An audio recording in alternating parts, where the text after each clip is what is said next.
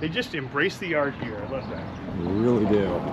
Art is just non-linear. You can't follow it. Like I like to say, you're just hanging on to a comet by the tail. Sky so bright, heart is shining for you.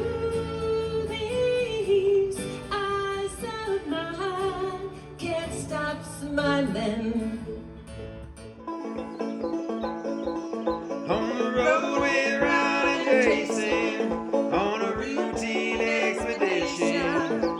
Now the deepest cavern ever known.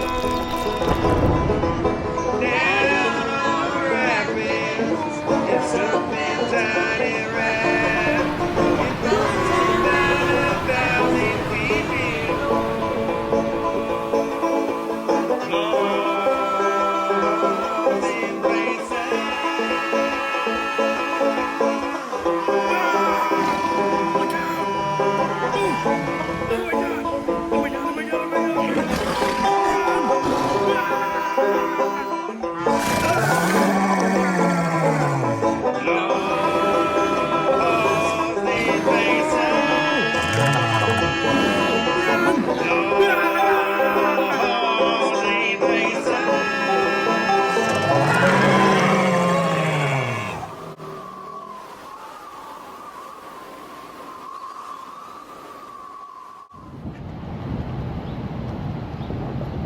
We're on Chihuahua Hill right now, which is where Silver City started. It's where all the mines and encampments were. So this is where the Mexican miners lived. A lot of the families who settled here in the late 1800s are still here. They still live in some of these homes. And were you saying that you can still pick up a house here for close to 200,000? Yeah, there's a bunch of homes for sale around 200,000 bucks. I don't know what kind of shape they're in, but it's a piece of land with a roof. And for the amount of happiness that exists in this town, that seems like a great deal. Oh my gosh, yes. Happiness per square foot, or dollar per square foot of happiness. It's a cool little old place here. It's a really interesting mix of like Santa Fe style or Santa Barbara style and Mexico and craftsmen. Late Victorian style. This- And then just industrial stuff. There is a lot of distinct architectural style though. A lot of, you know, it's not just a bunch of building. And color. So much color. Lots of color. Look at that color. That makes me happy to see color. Are you on a one-way street? I think I am. We'll just, Yep. yeah. I don't know what you're talking about. Yep. More color, more murals. That's another good indicator. Like, how many murals does your town have?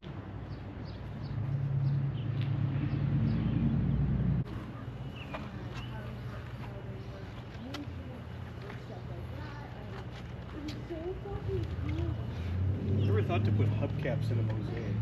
And he puts the Cadillac emblem in here. Oh, that's rad. Here too. That's so cool. And the Hot Wheels cars? Who puts Hot Wheels cars in a mosaic? This guy. This guy does. They just embrace the art here. I love that. We really do. Everything's so colorful and unique. Oh, look at the art space. Ah, see, this is what I live for. There's something happening here. We headed over to another favorite spot in Silver City, the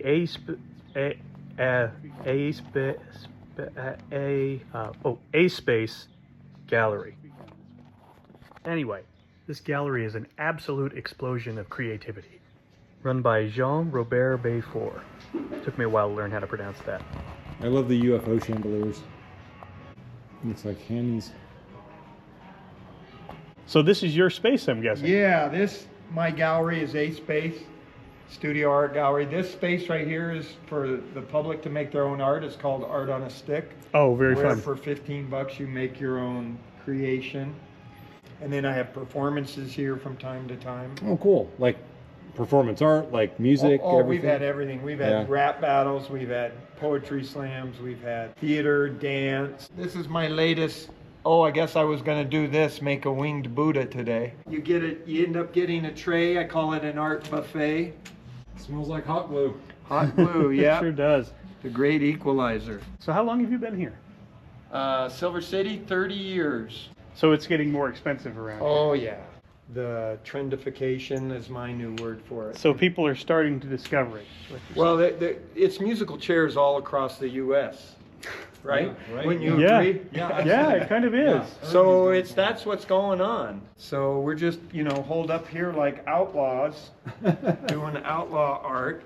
So have you been in this space for 30 years? No, 16 years I've had the 16 gallery. years. Okay. So what drives your art? Is it just, does it come from the things you find first, and then, or do you have a vision for something and then figure out how to put it together? Yeah, you don't know from moment to moment what you're going to do. You might get an idea to start out, like the muse tells you something, but then it just develops. And the next thing you know, you're just as surprised as anybody else. Like, oh, that's what I was going to make. Yeah. I mean, like that piece there might be more pieces involved, so you've got to put that many pieces together. The head of David down there at the bottom, it was just painted. And until I found those fortune cookie fortunes, Oh, that's what that is. then it clicks. And so at a certain point, you got to reach the gestalt, Yeah. which is when you breathe life into it with its new alchemy that you alchemized. Over there, can you see the I call them UROs, unidentified recycled objects? Oh, those are fantastic. So, and if you guys were walking around, I don't know if you saw a hubcap mural. Yeah, Yes. that was me. Oh, that's yeah. so cool with the Cadillac logos. Cadillacs and all the hubcaps and logos. The little Hot Wheels cars. Yep, Hot Wheels cars. I've seen a and- lot of things in mosaics, but I've never seen Hot Wheels cars. So Right. I know. props. And so I was doing that the same time I was doing these hubcap UFOs. Look at this. This is amazing. He made every one of these oars out of popsicle sticks. Every single one. That's cool. Look at the great detail. So you got to ask what motivates an artist? Well, maybe you can't explain that, Yeah. right? It's just Yeah. got it, I As mean- Andy Warhol says, he goes, "Why do you do it?" He goes, "Well, it keeps me busy." Yeah. If you have say you have a canoe paddle. Uh-huh. One canoe paddle's fine. Yeah. But 100 canoe paddles, that's when Yeah. you can do something. Right, like when they say, what's a group of bears? It's a pride of bears. And what's a group of ladybugs? Mm-hmm. A loveliness. Oh, that's nice. So that's kind of the same thing. A murder of crows. Right, a Congress right. of ravens. Yeah. Yeah, when you have one, it's hard to know what to do with it. But once you Yeah. start cranking them out, Yeah. then you know, okay, I can build a fence, I can build a wall, I can build a Right. sculpture. And it's why with this kind of art, you're probably doing a couple of things at the same time. Right, so something like this you're done with and you walk away and you go do something else, but do you come back to it later and go, this needs a picture frame here? Or... Oh, well, this has like 10 different layers. It's an art installation, and so now I just keep installing until, I'm done installing. And you just never know when that is. I guess the creative process, never stops until, is it ever really done? My thesis in architecture in 1985 was in San Francisco at the Cliff House in the Sutro Baths. And this was thesis one, is what I called visual programming. Well, it went down to San Francisco, and it was with Levi Strauss in their printing department for like 38 years. 38 years later, I get it back. And then what am I going to do with it? Turn it into this. And I turn it into this, I turn it into an installation. Art is just nonlinear, you can't follow it. You're like hanging on to a comet by the tail, and along for the ride. And I think that art is kind of the same, that it's like water. You can divert it, you can sculpt it, but it's going that way. Yeah. And it's always going to seek the downhill Yeah, slope. yeah. You can move it, you can dam it up for a little while, but it's always going to push. Right, that creative flow. Right? Yeah, and when you're in the flow, time stands still. You turn around and 6 hours went by, you didn't eat. Only 6. Yeah. See how he didn't go from the column, and he tried to shortcut it. It's like reparation. It's a kintsugi assembly.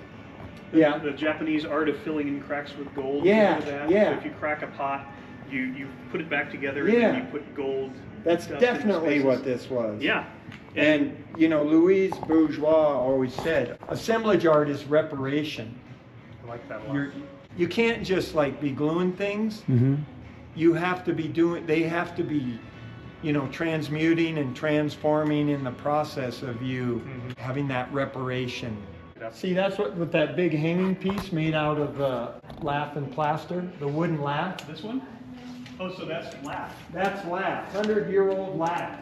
Cool. Where most people will rip that out of the house and throw it away. It's like a primitive version of a Phil Smith piece, isn't it? It is. Do you live here? No. Okay. All I need is a shower in this place with me. And what I really want, if you guys ever find one, because I used to own one when I lived in Portland, Oregon, was a phone booth. Oh, yeah. And I want to turn the phone booth into a shower. That would be a great shower. Right. Great shower. And then let me show you because there's a lot of eye candy. There really is a lot of eye candy. Yeah. I've got like 5 different working spots. But this is the art studio. So I got a table here, I got a table there, I got 5 tables, one up by the garage door. So of course a collage artist just wouldn't have one table to work at. And like my son says, a table is no longer a table when it becomes a shelf. I'm glad you showed us this because one question I have, especially of assemblage artists, is where's your trash pile? Right. That's what I want to see. Yeah. I want to see the edges of your canvas. I want to Yeah. see where the like pieces your of the magic happens. your inventory or your palette. Well, let's be honest, you're just justifying your garage at this point. It's true. Being the same way. My garage is not unlike this room. No. Right. Except there's more paddle gear and caving gear. Yes. I see why artists end up hiring a lot of people like Warhol and having that factory approach, because I could totally do that. Yeah. I could say, okay, here's you know 9/10 of the thing you put in, and then you know they can throw in their 1/10, but you know you'll And get then it. sign it. Yeah, they don't come by and sign it. At one point though, you'll have a point where this frame is exactly what you need. Right. You know, it's exactly the one you Yeah. need. I love it.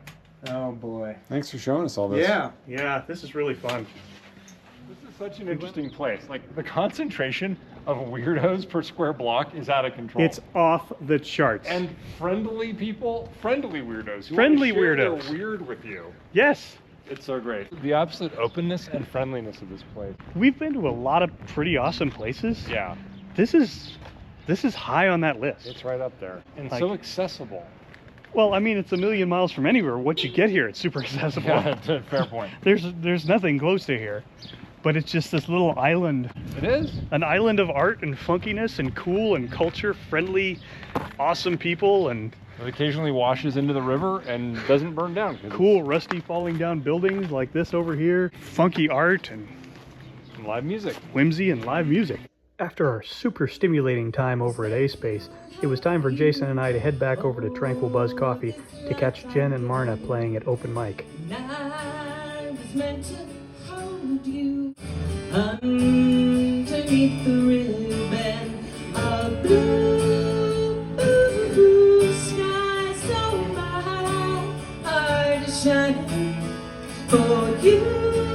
These eyes of mine can't stop smiling. Flute solo.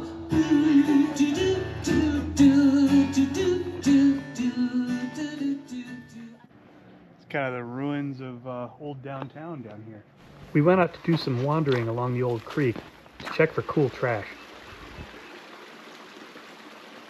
Wow. That looks like a Model T. I think these classics were put here to divert the water. Look at these old things. There are so many cars out here. Dozens.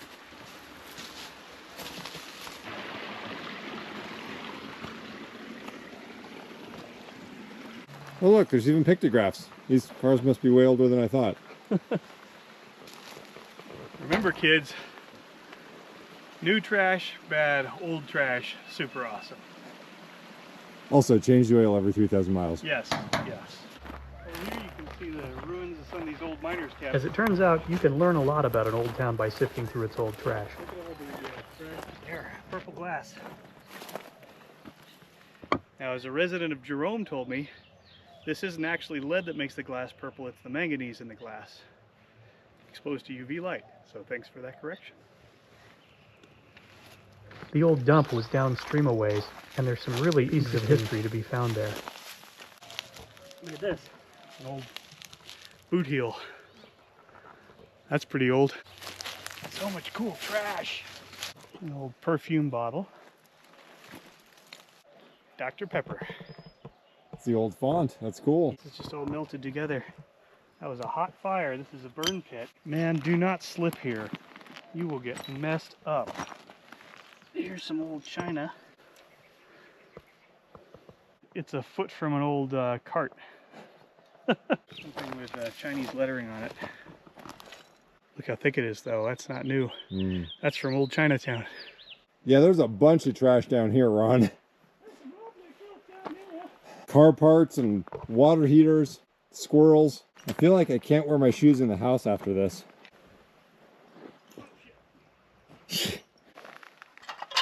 Pull tab quarters can. Well, that is an old hot water heater. Yes, it is. Riveted together, look at that. Yeah.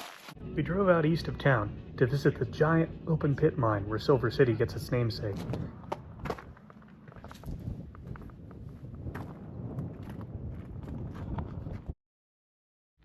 See those tiny little dots on the road out there? Those are dump trucks the size of 3-story houses. You gotta love a good cemetery. A lot of young people buried out here. Yeah, that's pretty much any cemetery in the West, right? Yeah. I think I've seen anybody older than 35 so far. Look at that, that tree grew up around the grave. Wow, good fertilizer, you know? I mean, yeah. Whoa, look at this. Exhumed or stolen. I don't know, maybe just critters dug in there. That's a wonderful tombstone, though. That's a marvelous tombstone. 1918. That's Wesley marble. may still be in there. That's marble. That's a little creepy. It's supposed to be creepy. It's a cemetery. I know, but grave robbing or vampires living out of there. Woodman of the World Memorial. Up next, we decided to turn the clock back and look at some much older trash. We visited the Western New Mexico University Museum, which has the largest collection of Mimbres and Mogollon pottery anywhere in the world. It has literally hundreds of pieces, so many pieces that farmers and ranchers back in the 1800s used to just take them out and use the bowls as target practice. Many of these ceramics have been saved and reassembled in this incredible place. The Mimbres people created these amazing works of art between 850 and 1150 CE, just for a very short amount of time, but these are arguably the most beautiful pots ever created in the American Southwest. What's incredible to me is they have a table full of these artifacts, broken pieces of pottery, tools, arrowheads. I've been exploring ancestral Puebloan dwellings, cliff dwellings, and other sites for years, and if I found just one of these pieces of pottery, or tools or arrowheads, I would be absolutely ecstatic. But here they are in an entire table. You can just rifle through all of them. It's crazy.